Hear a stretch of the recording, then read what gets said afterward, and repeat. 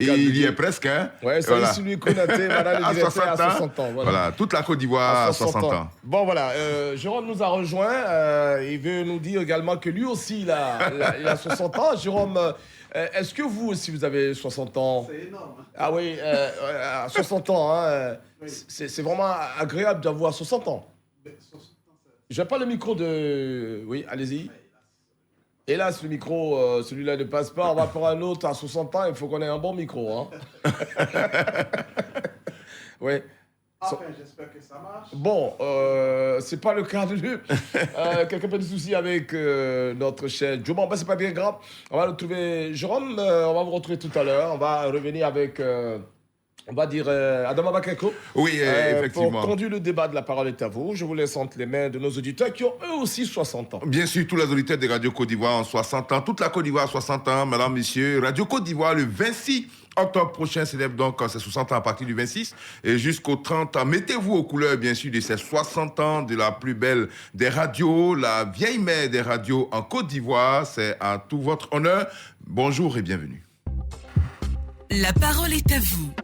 Exprimez-vous en direct sur des sujets d'actualité ou d'intérêt commun.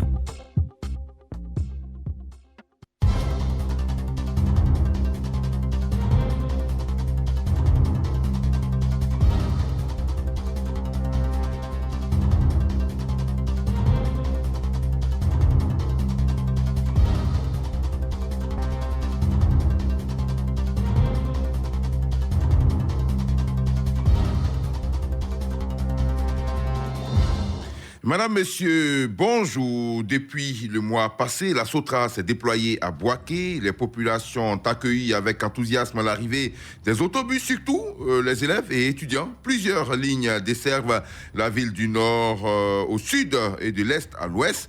Que pensez-vous de cette décentralisation de la SOTRA à l'intérieur du pays? Le sujet, vous le savez, est revenu plusieurs fois, mais un mois après, bien sûr, ce déploiement, il est très important, surtout d'avoir les témoignages des auditeurs de Bouaké, ceux-là même qui bénéficient de ces lignes de la SOTRA dans la deuxième ville du pays. Deux numéros pour nous joindre, le 27 20 21 44 48 ou le 27 20 24 27 et 87. Et vous le savez, le sujet est bien sûr posté sur notre page Facebook depuis le vendredi dernier. Vous êtes très très nombreux, bien sûr, à réagir. Albert Kwame Dekalito Nguessan nous dit que la décentralisation de la SOTRA à l'intérieur du pays a été une très belle initiative, mais je souhaite que la population sache que c'est pour son propre bien. Il ne faut pas que pour un rien, les jeunes se jettent sur les autobus et se mettent à les casser ou à les brûler. Donc voilà ce qu'il dit.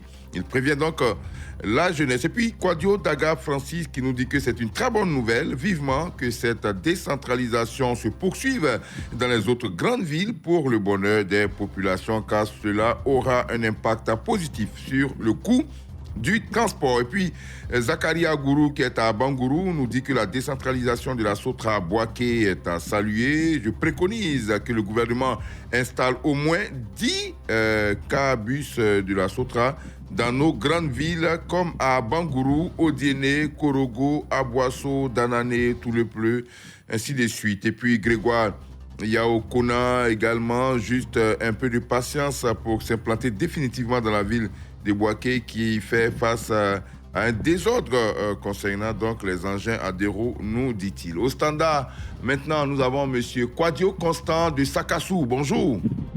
Oui, bonjour, M. Adama Bakayoko. Sakassou, c'est pas très très loin de Bouaké, donc vous connaissez très bien l'importance de la SOTRA à Bouaké. Vraiment, j'ai vraiment apprécié la venue des bus à Bouaké. J'ai apprécié à sa juste valeur. Et je trouve que quand je passe là, moi je suis à Sakassou. Oui. Quand je vais à Bouaké, je vois que les bus ne sont pas empruntés. Comme à Abidjan, on voit beaucoup de monde. Bus bondés de monde. Oui. À Bouaké, quand tu vois, c'est une, deux personnes qui sont dans le bus. Est-ce que cela pourra perdurer? C'est la question que je me pose. Parce que les bus ne vont pas circuler comme ça vite. D'accord, donc pour l'instant, vous estimez qu'il n'y a pas encore d'engouement selon les bus que vous voyez. Mais ça dépend peut-être des lignes aussi. Il n'y a pas encore d'engouement. Et cela, c'est à cause des engins à 2 roues. Oui, mais parce que effectivement, à Boaké, il faut le noter, beaucoup de personnes ont bien sûr leurs propres moyens de déplacement, mais je pense que vous allez le sentir quand l'école va être vraiment à 100 à l'heure, parce que les élèves et les étudiants sont les plus grands utilisateurs de ces autobus, il faut le rappeler. Ok. D'accord. Alors, donc, que ça va aller après. Et vous-même, vous les empruntez vous-même, M. Kouadio? Vous-même, vous les empruntez, les bus? Il est parti, M. Kouadio Constant, qui est à Sakassou. M. Roger Kwasi, bonjour. Oui, bonjour monsieur. Alors, vous nous appelez de... Oui, je vous appelle de Wélé. Wélé. Dans le Ifou. D'accord, dans la région de l'Ifou. Ok, on vous écoute. Oui, je salue la Côte d'Ivoire, D'accord. Oui. Allez-y donc. L'arrivée des bus à Boaké, bon, c'est une bonne initiative, à mon sens, puisque ça va prendre toute la Côte d'Ivoire plus tard, je le pense. Et je suis très heureux aussi parce que c'est ma région, c'est chez moi. Ah, d'accord. Mais j'ai une petite inquiétude au niveau des motos et ceux qui circulent dans la ville. Oui. Vous savez que les bus sont des mastodontes qui prennent gravement les virages. Et puis, bon, s'il y a des motos sur la route en allant vers Katiola comme ça, c'est très dangereux. Voilà, donc moi, je pense que s'il y a une vigilance à leur niveau d'abord, ils vont s'habituer à cela avant que le pire soit évité. Bon, là, je serai très heureux. Sinon, c'est une bonne initiative. D'accord. Merci beaucoup à vous, M. Roger Kwasi de Wélé. Alors, on estime la Sotra, c'est des machinistes professionnels bien formés qui maîtrisent bien le code de la route et on espère qu'ils s'adaptent bien sûr à la circulation et aussi aux engins à 2 roues de faire avec cette nouvelle donne parce que quand il y a les bus, il faut aussi apprendre à être ce civisme-là sur nos routes pour éviter bien sûr des grabuges et puis d'autres problèmes qui nous ont été signalés par nos confrères, surtout notre confrère Kader Sogodogo de RTI 1, c'est RTI Boaké, disons, c'est les dos d'âne dans certains endroits de Boaké, notamment au niveau de l'université. Il semble qu'à cause des accidents, on a mis pas mal de dos d'âne et c'est pas du tout facile. Il semble que certains autobus ont eu quelques soucis. À ce niveau, on espère que tout rentrera dans l'ordre. Monsieur Yapo Daniel, bonjour. Bonjour, monsieur Yapo. Monsieur Yapo Daniel. Allô? Bonjour, monsieur Yapo Daniel. Bonjour, mon frère Adama. On vous écoute. Vous êtes à Ayewa, c'est près d'Akupé. Allô? Oui, allez-y, on vous écoute. Oui, bonjour, mon frère Adama. Oui, bonjour, on vous écoute. Vous avez la parole, monsieur Yapo. Monsieur Yapo, un petit souci. Mon frère Adama, moi je pense que cette décentralisation est très salutaire. Hein? C'est un ouf de soulagement pour les Boakois et surtout pour les élèves qui vont payer moins cher pour se rendre dans leurs écoles. Je souhaite que les Boakois protègent vraiment leurs bus des assauts d'humeur et d'autres manœuvres de colère indésirées. Voilà que les bus viennent illuminer le paysage du transport à Boaké. D'accord. Vraiment, Adama, c'est une bonne initiative et moi, je souhaite bonne journée aux Boakois et à toi, mon frère. Merci beaucoup. Bonne journée à vous aussi, monsieur Yapo. Daniel de Ayewa, village situé à côté de Akupé, c'est dans la région de la Mé. Monsieur Godebi, bonjour. Bonjour, monsieur Balayo. Oui, vous nous appelez de Bondoukou. Bon, le son n'est pas très bien avant le coup. Hein. D'accord. Oui, on vous écoute. Même si... Oui, allez-y, on vous écoute. D'accord. Bon, mais moi, j'apprécie beaucoup, comment dirais-je, les actions que le gouvernement mène. Surtout parce que si on peut permettre aux étudiants et aux élèves vraiment d'aller à l'école dans la bonne condition, c'est bien. Mais, M. Barago, ma préoccupation, alors... Oui, allez-y. C'est que dans les autres villes, parce que moi je sais Bouna, dans les autres villes, bon, l'État, c'est les moyens, et ces villes-là ne sont pas dotées de bus. Mais le problème qui est là-bas, c'est que les sociétés de transport ne permettent pas aux personnes de bonne volonté de mettre à la disposition des jeunes des cars pour les transporter dans leur école. Parce que, regardez, je suis quand j'étais à Bouna. Allô? Oui, allez-y. Vous m'écoutez? On vous écoute, monsieur. D'accord. Donc, les enfants, vous ne connaissez pas Bonitra. Bonitra, c'est à quelques je peux dire, 3 km du lycée. Les chefs parcours, comment dirais-je, cette distance-là de Polyclinique jusqu'au lycée, quand on les voit sur le soleil marcher, ça fait mal. Donc moi, je voulais que l'État demande aux sociétés de transport de Bouna de laisser les personnes de bonne volonté de mettre les cas à la disposition des enfants. D'accord. Parce que, comment dirais-je, un enfant qui parcourt sur toutes ces distances à pied, quand il arrive à l'école, tout ce qu'il a appris là, vraiment, il ne peut pas la conserver. D'accord. C'est ma préoccupation. Si je le gouvernement de ça. Mais je voulais qu'on retienne aussi qu'il y a un contrat entre l'État et le citoyen. Le citoyen fait les impôts et le rôle de l'État, c'est de mettre tout ce confort à la disposition. C'est un peu ma contribution, M. Abdallah. Merci beaucoup. Bonne journée à vous. Bon coup, M. Gonebi, qui nous parlait à l'instant d'un problème à Bouna, je crois, où les élèves parcourent de longues distances et, semble-t-il, les syndicats et autres de transporteurs là-bas refusent que des particuliers mettent des cas à la disposition de ces élèves-là. Je crois que c'est un problème qu'il faut prendre au sérieux, car c'est pas normal que des syndicats fassent la loi. Lorsque des enfants, on peut sauver bien sûr ces centaines d'élèves-là, on peut soulager ces centaines d'élèves pour les humeurs des syndicats, on empêche des privés de pouvoir mettre des cas à la disposition de ces élèves pour les soulager. Merci, bonne journée. Donc à Bondoukou, M. Koné Amidou, bonjour. Bonjour, M. Koné. Allez-y, M. Koné Amidou de Daloa. Allô? Oui, allez-y, M. Koné, on vous écoute. Merci beaucoup. Moi, c'est la satisfaction, Dieu merci, que Bouaké, la grande ville, est maintenant servie. Nous avons servi là à un moment donné, les bus n'étaient pas là. Et donc, c'est pour remercier la Sotra et tirer le chapeau à l'État de Côte d'Ivoire pour cette volonté. Mais seulement ce que je voulais dire à la population, vous voyez, il faut avoir le comportement civique. Il ne faudrait pas que ces autobus qu'on nous a apportés soient les cibles lorsque nous ne sommes pas contents. C'est ce que je voulais dire aux étudiants. C'est ce que je voulais dire à la population. Lorsque des transporteurs arrivent pour nous aider à réussir notre mission de développement et qu'on continue dans ce sens-là, que ces matériaux qui sont publics, que nous ne les touchons pas. Véritablement, je veux attirer l'attention des étudiants, c'est pour les aider à réussir leur mission de formation et qu'ils donc sauvegardent ces bus-là pour le bonheur du peuple de Côte d'Ivoire, surtout de Bouaké. Et je ne voulais pas oublier aussi, n'oubliez pas Daloa, nous aussi on attend nos bus. D'accord. Merci et bonne émission. Merci beaucoup, M. Koné Amidou, qui est à Daloa et qui attend aussi les autobus de la Sotra là-bas. Alors, sur notre page à Facebook, M. Niamini Boussou Yacinthe nous dit que c'est toujours bon de permettre aux populations et surtout aux étudiants de se déplacer facilement pour que cette initiative survive. Il faut de bonnes voies. Les villes environnantes pourraient en profiter s'il y a une gestion rigoureuse. On part au standard encore. Retrouver M. Patrice Yao. Bonjour. Et bonjour, monsieur. Vous nous appelez de Bouaké. Oui, j'appelle de Bouaké. D'accord. Vous êtes dans quel quartier à Bouaké? Je suis à Broukro. À Broukro, d'accord. Oui. On vous écoute donc sur l'arrivée des bus là-bas chez vous à Bouaké. D'accord. D'accord. Il faut d'abord saluer les autorités qui ont permis que les bus arrivent à Bouaké. D'accord. Là, on est déjà très content de voir les bus à Bouaké, mais ce n'est pas notre problème crucial à Bouaké ici. Ah bon? À Bouaké ici, notre problème crucial, ce n'est pas de se déplacer, mais plutôt quand on se déplace, on va vers où? Voilà.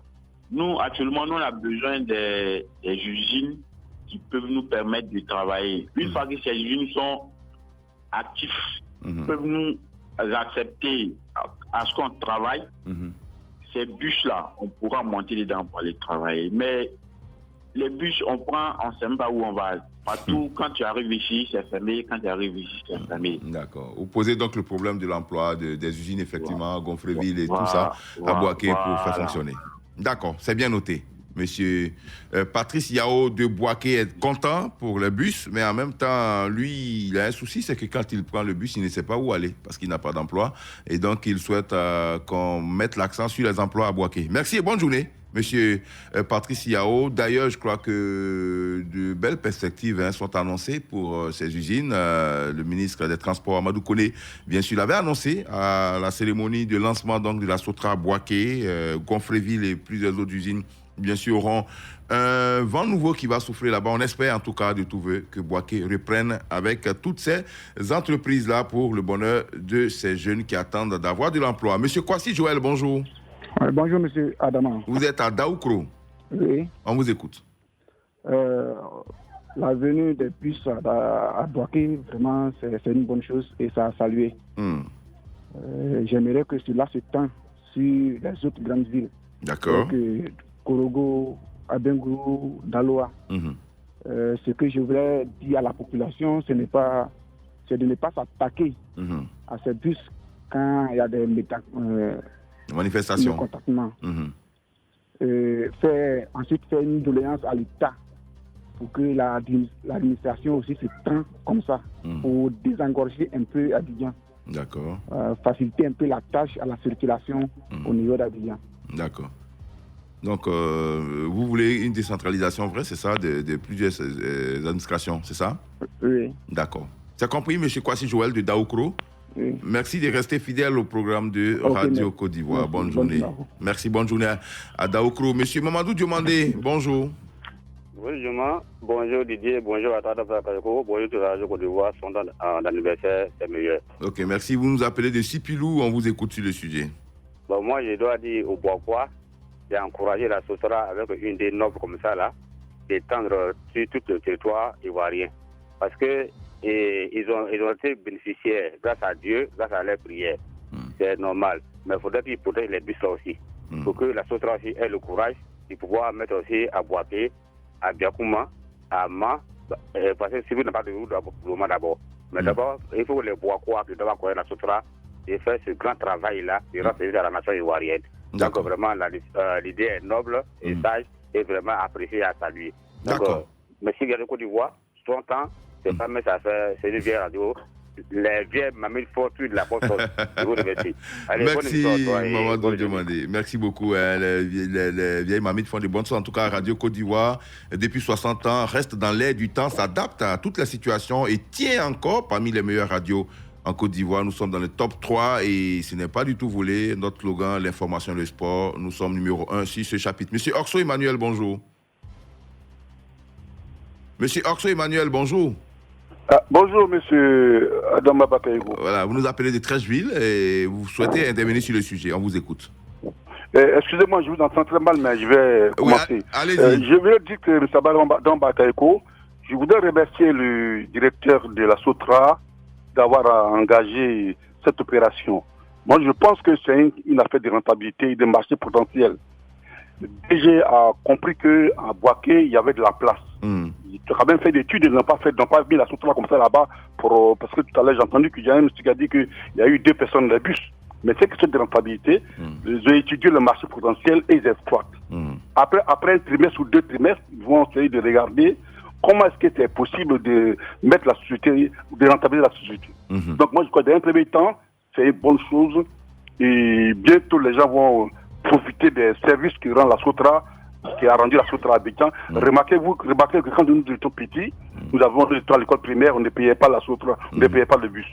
Donc ça veut dire qu'il y a des gens qui vont bénéficier. Dans un premier temps, on va laisser les totalistes organiser la rentabilité de la SOTRA. Donc le fait d'être présent à Boaké, c'est une très bonne chose. Et ça va, on va commencer à... excusez-moi, je ne vous entends pas, mais je continue. J'ai beau parler, mais je n'entends pas. Ouais. Je continue. Si je peux continuer, je continue. Je veux dire que laissons les gens travailler tranquillement et ne pas mettre en opposition la SOTRA et les 2 roues, parce que souvent c'est là que vient le problème. Le marché est là, chacun cherche à prendre à rentabiliser sa chose, que les 2 roues rentabilisent leur affaire, la SOTRA va rentabiliser. D'accord. Allô? Oui, on vous écoute, c'est bien compris, monsieur. Excusez-moi, parce que j'entends pas bien le retour, quoi. Oui, mais... Excusez-moi, mais je veux dire que les 2 roues rentabilisent leur affaire, la SOTRA va rentabiliser son affaire, c'est pas nos inquiétudes. Nos inquiétudes, c'est le service qui rend la SOTRA. Et puis, on va pas attendre qu'il y ait des usines d'abord, plein d'usines, c'est pour qu'il y ait la SOTRA. La SOTRA a déjà fait cette étude-là, puis au fur et à mesure, on va créer cette rentabilité-là. Je crois que c'est ce qu'il faut voir un peu. C'est ce temps-là que moi je vois le problème. Merci en tout cas, monsieur Emmanuel Orso, pour votre analyse. Toutes nos excuses, si vous ne nous entendez pas bien, c'est de notre fait et on va corriger cela à l'avenir. En tout cas, merci, bonne journée à vous. C'est avec vous derrière qu'on referme l'impact de ce numéro de La Parole est à vous. Merci pour cette mobilisation. Vous étiez très très nombreux sur notre page Facebook à intervenir. On espère bien sûr vous retrouver encore plus nombreux demain matin. Je serai encore en votre compagnie pour un sujet que vous aurez aujourd'hui même sur notre page à Facebook. Merci beaucoup à Dioman Stéphane Moustapha. Je suis Adama Bakayoko. À demain. Vous pouvez réécouter cette émission ce soir à 22h15 sur Radio Côte d'Ivoire et sur notre site internet www.rti.ci onglet Radio Côte d'Ivoire. Radio Côte d'Ivoire, de grands moments à chaque instant.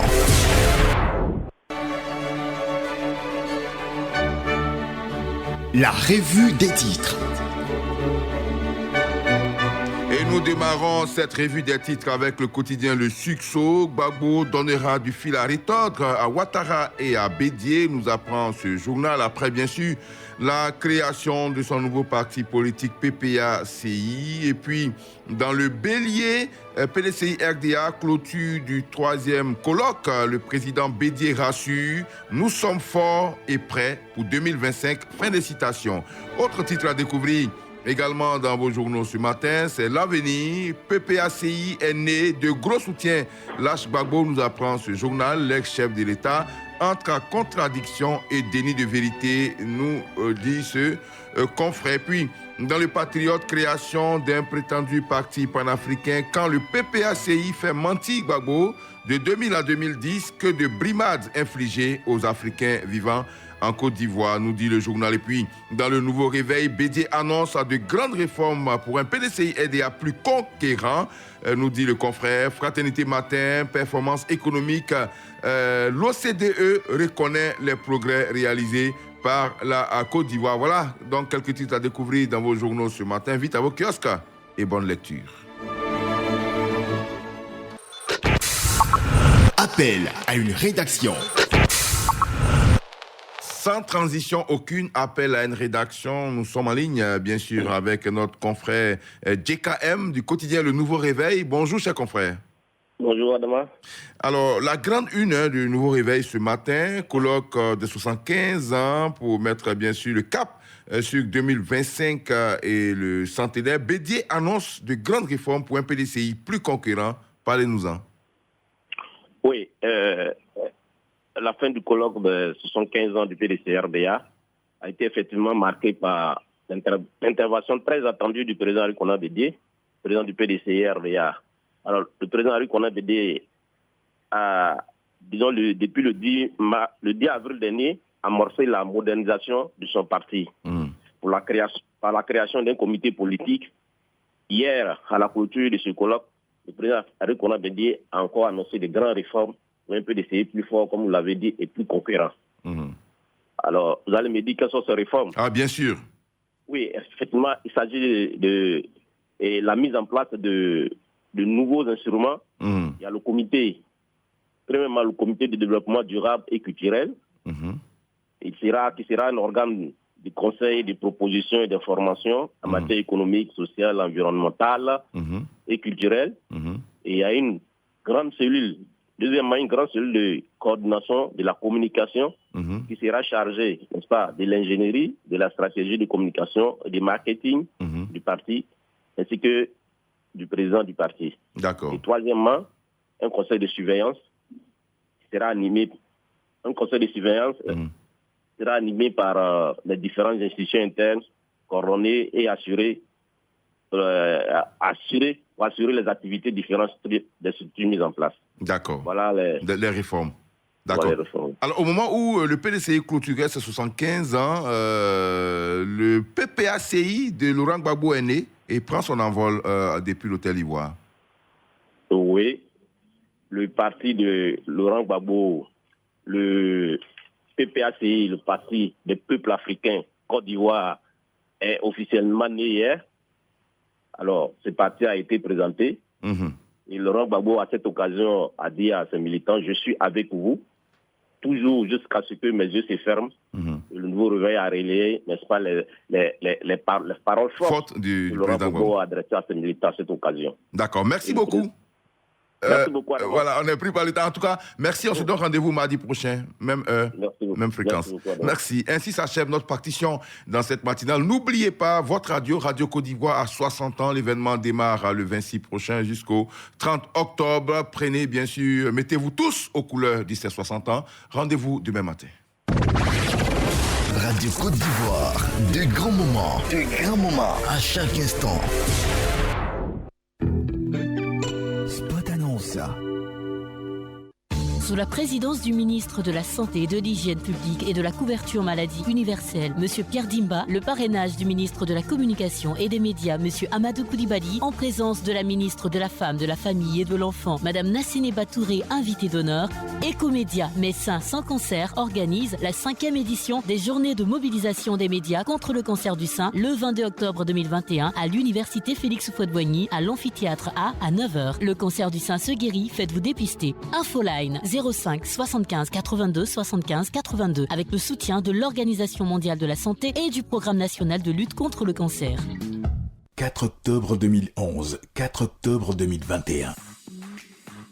10 ans d'engagement, 10 ans de dialogue, 10 ans d'action pour la valorisation des compétences féminines de Côte d'Ivoire.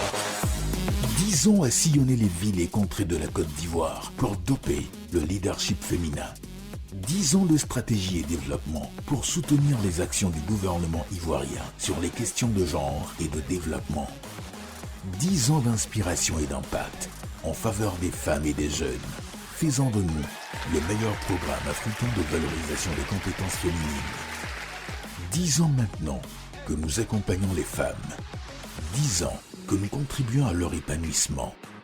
Oui, le compendium des compétences féminines de Côte d'Ivoire, COCOPSI, a 10 ans. Et parce que le moment est favorable, et que ce moment, c'est maintenant, nous réaliserons ensemble d'autres actions plus belles. Restez connectés. Dans le cadre des travaux de l'élaboration de la politique nationale de gestion intégrée des frontières de la Côte d'Ivoire, le secrétariat exécutif de la CNFCI organise du 13 au 27 octobre 2021 4 ateliers régionaux et des séances de sensibilisation communautaire dans les localités suivantes. Abengourou, Korogo, Mans, Abidjan, autorités préfectorales, directeurs régionaux de l'administration, chefs de communauté, responsables des organisations socio-professionnelles et de la société civile, vous y êtes tous conviés. La politique nationale de gestion intégrée des frontières de la Côte d'Ivoire pour mieux développer nos espaces frontaliers. Infoline 27 22 41 89 35. COVID-19 et Gratchingi, COVID-19 vaccin ou du Côte d'Ivoire, Otikpa, et Klala Fissou, Petouama, et Yon, et Bouangundan. Eliatini Ben Abeni et Trameti, et Ware, et Sasaeun. Poko Yuna, COVID-19 Wanyamae, COVID-19 et Gratchingi. Chers parents producteurs et opérateurs intervenant dans la commercialisation du cacao en Côte d'Ivoire, l'État de Côte d'Ivoire a décidé au titre de la campagne principale 2021-2022 de garantir un prix minimum bord champ de 825 francs CFA par kilogramme de cacao bien fermenté, bien séché et bien trié aux producteurs. Compte tenu de la conjoncture due à la pandémie de la Covid-19, l'État, soucieux du bien-être des producteurs, a consenti d'importants efforts pour fixer ce prix minimum garanti de 825 francs CFA le kilogramme. Le non-respect du prix minimum garanti aux producteurs est passible de poursuites judiciaires. Bonne campagne cacao 2021-2022 à tous. Le Conseil du café cacao au service des producteurs. Projet d'adressage des voies et lieux publics du district d'Abidjan. Le ministère de la Construction, du Logement et de l'Urbanisme porte à la connaissance des populations abidjanaises que le projet d'adressage des voies et lieux publics du district d'Abidjan entrera en phase active à partir du mercredi 20 octobre 2021. Cette opération couvrira l'ensemble des 13 communes du district d'Abidjan et sera réalisée selon le phasage par zone ci-après. Zone 1 Sud, Trècheville, Marcory, Koumassi et Port-Boué. Zone 2 Centre, Plateau, Adjamé et Atekoubé 1. Zone 3 Est, Cocody et Bingerville. Zone 4 Nord, Abobo et Anyama. Zone 5 Ouest, Yopougon, Songon et Atekoubé 2. Pour le succès de cet important projet, le ministère de la Construction, du Logement et de l'Urbanisme invite les populations du district d'Abidjan à réserver le meilleur accueil aux agents enquêteurs qui seront déployés sur le terrain. Pour toute information sur ce projet, le numéro vert ci-après est mis à votre disposition. 13 78. campagne nationale de suivi de vaccination contre la rougeole et la rubéole intégrée à la vaccination de rattrapage contre la poliomyélite du 15 au 21 octobre 2021. Parents, faisons vacciner nos enfants de 9 mois à 5 ans contre la rougeole, la rubéole et la poliomyélite en nous rendant dans les postes de vaccination mis en place dans les quartiers et les villages. C'est gratuit. Ceci est un message du ministère de la Santé, de l'Hygiène publique et de la couverture maladie universelle en collaboration avec l'OMS, l'UNICEF, Gavi.